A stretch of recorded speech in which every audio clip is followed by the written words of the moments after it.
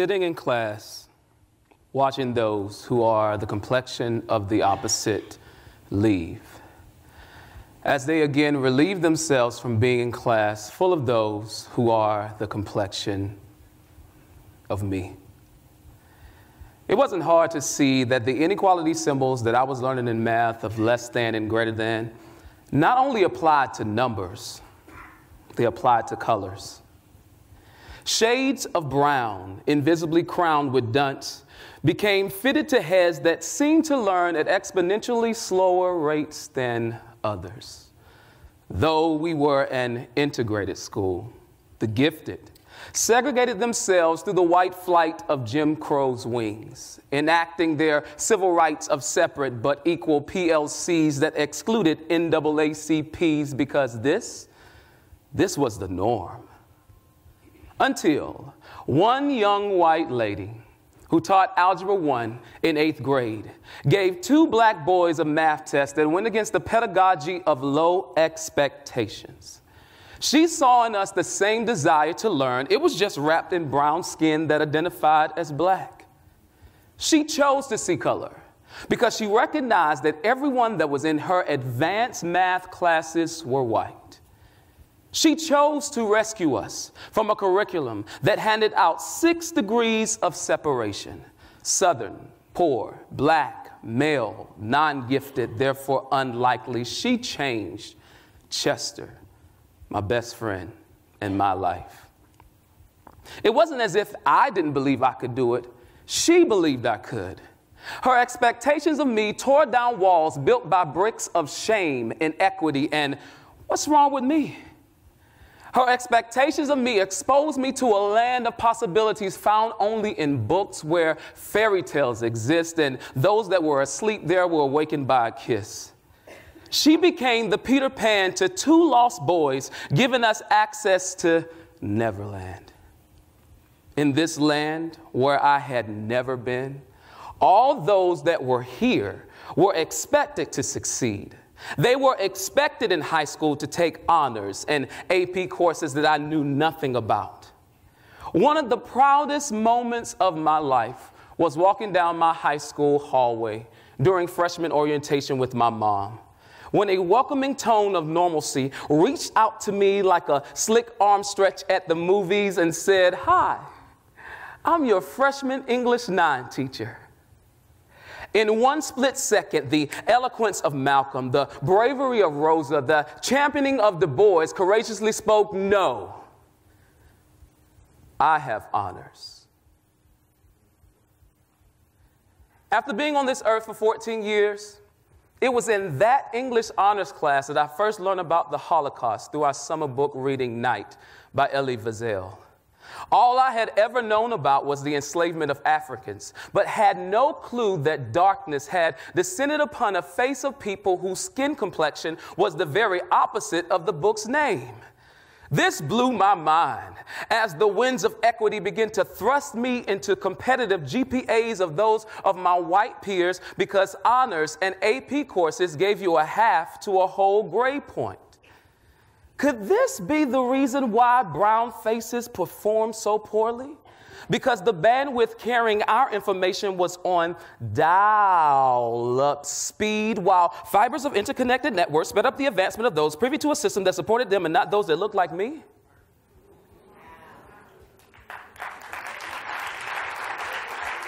I was in class asking Ashley Woolard for homemade deer jerky because it was hunting season. I don't know if y'all know it or not, but black people, we don't hunt. Diversity. I began to walk the trail of tears paved by my ancestors, just to be draped in cords that used to shackle them, but now loosed me to pursue the dreams of a king. In 8th grade, I fell in love with math. And 20 years later, I find myself teaching in the same grade and subject where one teacher's expectations of me changed the course of my life. Thank you Mrs. Simmons.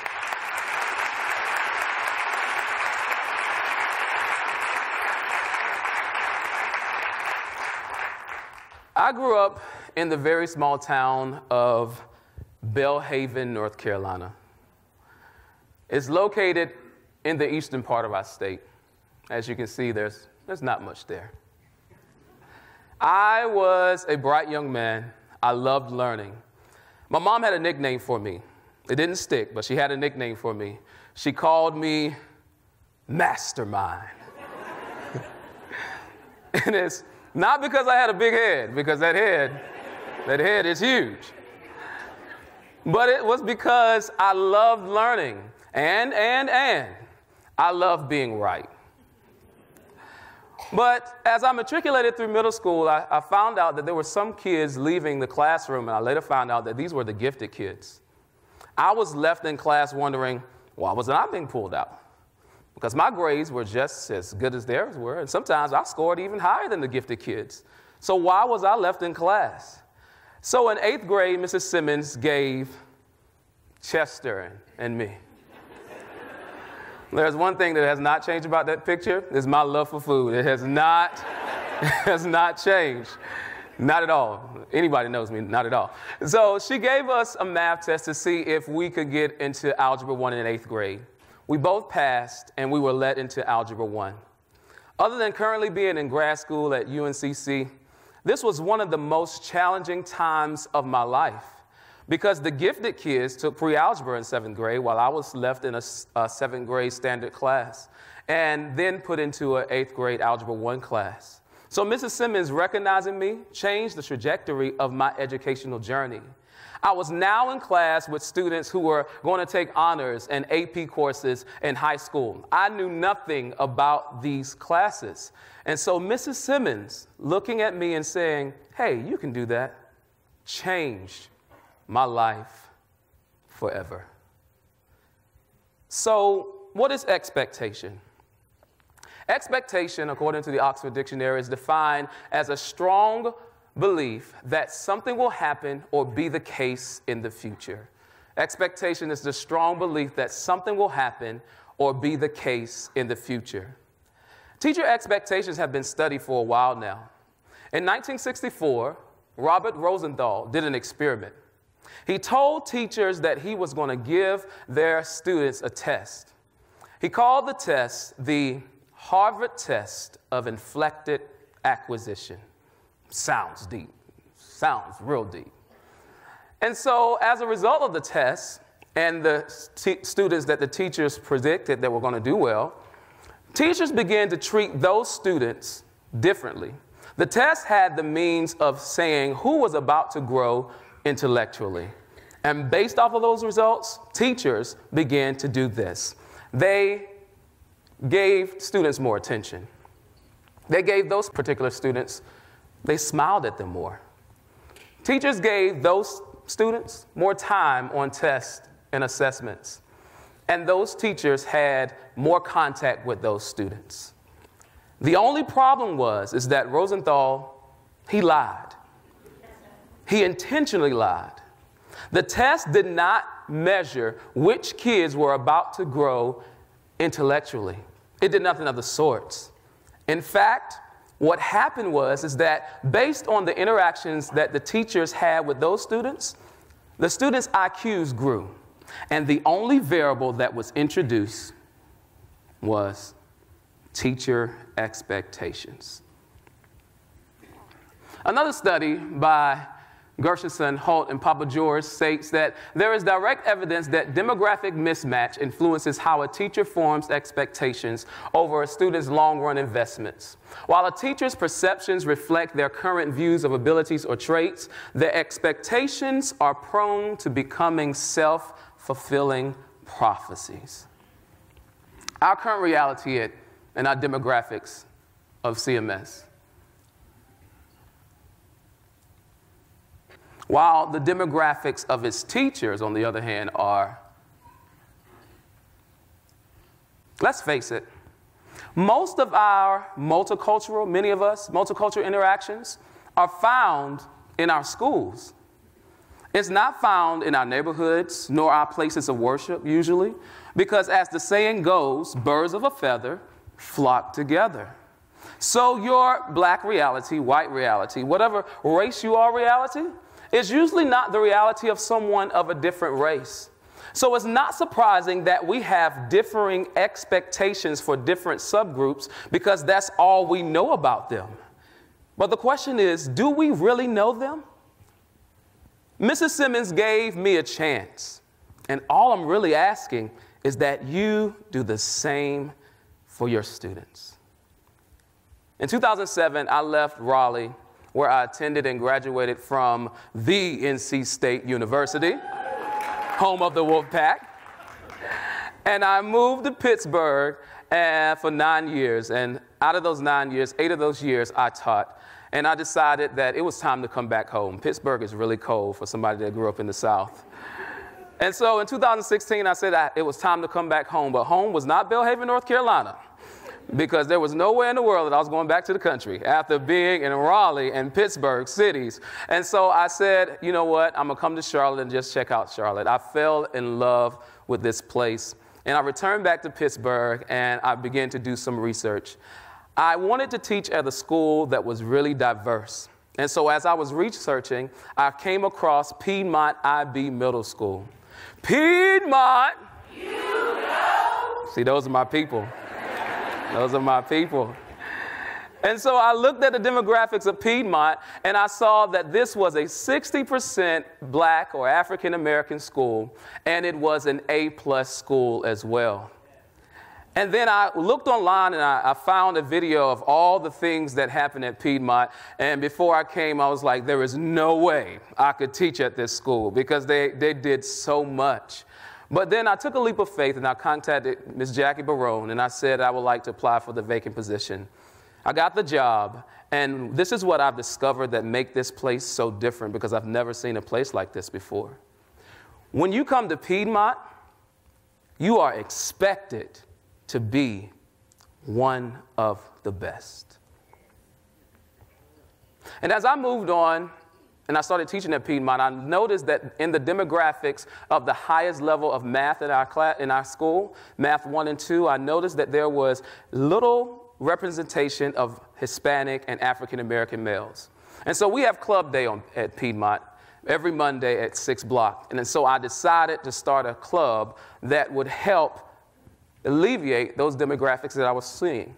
And I called the club Aftermath. Aftermath. A club aftermath class that focuses on the aftermath of minority boys pursuing aftermath. Aftermath. Let me say it again. I don't think some of y'all got it. It's a club aftermath class that focuses on the aftermath of minority boys pursuing aftermath. Y'all ain't got to clap. I thought it was cool. Listen, I thought it was cool. And so Aftermath is designed, it's made up of 17 of the highest performing black and Hispanic boys that came to Piedmont in 5th grade who scored 5s on their EOGs. And then after 5th grade, they come to 6th grade and they join the club. And so we sat down and we talked about their 6th grade EOGs. And my heart sank because out of 17 of those students, all of them went down except for 3. And when I say went down, I mean they dropped from 5 to 4s. They dropped 10 to 15 percentile points. And I looked at my boys and I was like, y'all, what happened?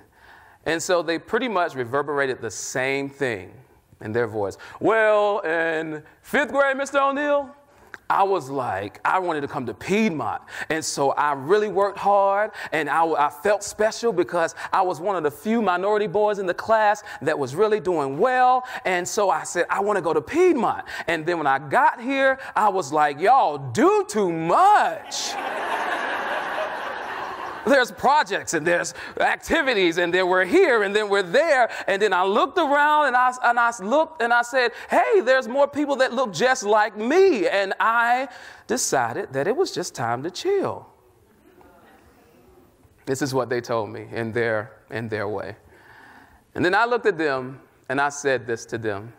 I said the expectation of this club is that by the time you get into 8th grade, you should at least be in a Math 1 class, and that some of you will qualify to be in Math 1-2, which is broken up by semesters. This is what they taught me. They taught me is that if you do not put expectations on them, they will fall through the cracks again. And so I ask you this. What do you expect from your students? In 7th grade, my ELG score was a 2, and in 8th grade, my ELG score was a 4, which made me go from the 51st percentile to the 82nd percentile. On the exam, I got a 97 and ended up in the 99th percentile, which I'm pretty sure means I only got like one question wrong. If you told me that at the beginning of the year, I would laugh in your face. 7th grade, my EOG score was a 5 in the 90th percentile, but with Mr. O'Neill, I shot up to a 5 in the 97th percentile, which is really good. I got a 2 on my 7th grade EOG, and when I moved to Mr. O'Neill's class, he helped me learn better, he helped me ask questions, he helped me comprehend things better, and my score skyrocketed to a 4.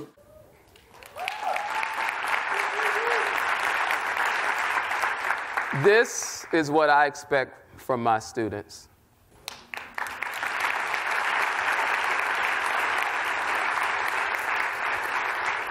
After 11 years of teaching, I know this to be true. Expectations for all lift the expectation of all. Thank you.